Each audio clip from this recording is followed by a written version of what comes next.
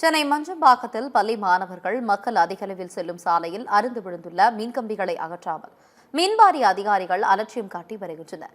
சென்னை மாதவரம் தொகுதி மஞ்சம்பாக்கம் புஷ்பாவதி நகரில் சில நாட்களுக்கு முன் லாரி மோதி பேருந்து நிறுத்தம் அருகே மின்கம்பம் கீழே விழுந்தது. பள்ளி மாணவர்கள் மக்கள் அதிக அளவில் செல்லும் சாலையில் அறுந்து விழுந்துள்ள மின்கம்பிகளை அகற்றாமல் மின்வாரிய அதிகாரிகள் அலட்சியம் காட்டி வருகின்றனர்.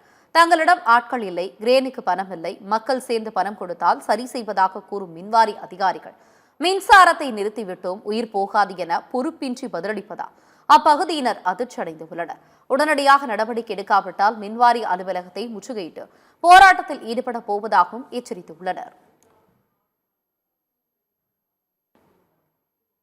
ஆட்டோ ஓட்டின்னு போறப்போ, சவாரி கூட்டின்னு போறப்போ நம்ம மஞ்சப்பாக்கம் பக்கத்துல ஒரு ஸ்கூல் ஒண்ணு இருக்கு.